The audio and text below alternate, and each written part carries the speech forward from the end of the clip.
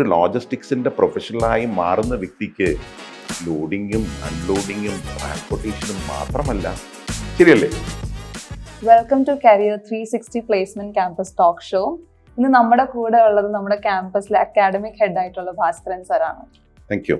He is a seasoned supply chain professional with over 30 years experience in logistics and supply chain management industry. He has worked across operation, strategy and talent development. ഇൻഡസ്ട്രിയുടെ transformation manual പ്രോസസ്സിൽ നിന്നും ഡിജിറ്റലും AI driven supply ചെയിനിലേക്കും യഥാർത്ഥമായി അറിഞ്ഞിരിക്കുന്ന ഒരു professional കൂടിയാണ്. സാറിന് ലോജിസ്റ്റിക്സും സപ്ലൈ ചെയിൻ മാനേജ്മെന്റിനെ കുറിച്ച് കൂടുതൽ അറിവുള്ള ആളെന്ന നിലയ്ക്ക് ഒത്തിരി ഇൻഫോർമേഷൻ ഞങ്ങളുടെ കരിയർ 360 ക്യാമ്പസിലൂടെ ഷെയർ ചെയ്യണം.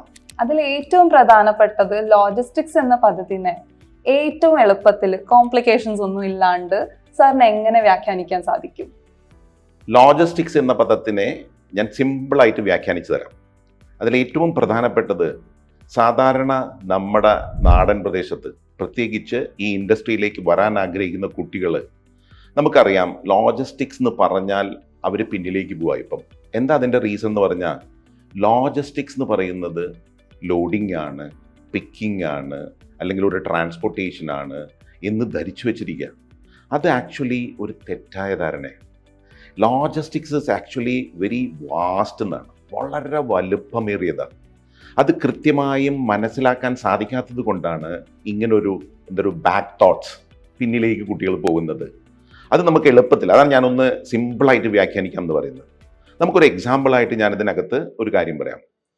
ഒരു കമ്പനിയുടെ പ്രോഡക്റ്റ് ഒറിജിനൽ നിന്നും ഡെസ്റ്റിനേഷനിലേക്ക് പോകുന്നു എന്ന് നമ്മൾ സങ്കല്പിക്കുക. അതിനകത്ത് പ്രധാന ഘടകം എന്ന് പറയുന്നത് ലോജിസ്റ്റിക്സാണ്. അതിൻ്റെ ഏറ്റവും ബെസ്റ്റ് ഫാക്ടർ എന്ന് പറയുന്നത് ലോജിസ്റ്റിക്സാണ്. ഇതെങ്ങനെയാണ് ഒരു ഫ്ലോ ഉണ്ടാവുക എന്ന് പറയാം. ഞാൻ അതിനൊരു എക്സാമ്പിളായിട്ട്, ഒരു പ്രോഡക്റ്റ് നമ്മൾ മാനുഫാക്ചർ ചെയ്ത് അത് പിന്നീട് ഒരു റീറ്റെയിൽ മാർക്കറ്റിനകത്തോ അല്ലെങ്കിൽ ഒരു കൊമേഴ്സ് മുഖാന്തരം ഒരു ഉപഭോക്താവിൻ്റെ കയ്യിലേക്ക് എത്തുന്ന ഒരു ഫ്ലോ ഞാൻ പറയാം. അപ്പോൾ അതിനകത്ത് എന്തെല്ലാം ലോജിസ്റ്റിക്സിനൊരു പ്രസക്തി ഉണ്ടെന്ന് നമുക്ക് ആദ്യം ഒന്ന് മനസ്സിലാക്കാം. ജെനുവിനായിട്ട് ഞാൻ സാധാരണ അറിയുന്ന രീതിയിൽ ഞാൻ പറയാം. അപ്പോൾ ഫസ്റ്റ് അതിൻ്റെ ഫ്ലോ എന്ന് പറയുന്നത്, ഫസ്റ്റ് നമ്മൾ ഒരു സപ്ലയറെ കണ്ടെത്തണം.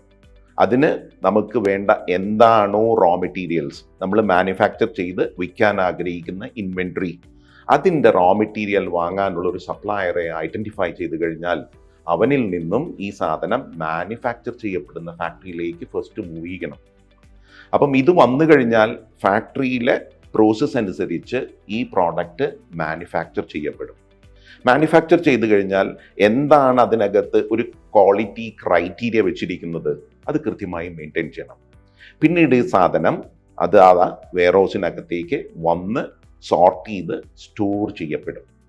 അപ്പോൾ ഇതിനകത്ത് രണ്ട് പ്രോസസ്സ് ഇപ്പോൾ കംപ്ലീറ്റ് ആയി. ഒന്ന് സപ്ലയേഴ്സിൻ്റെ പ്രോസസ്സ്, രണ്ട് മാനുഫാക്ചറിങ് പ്രോസസ്സ്.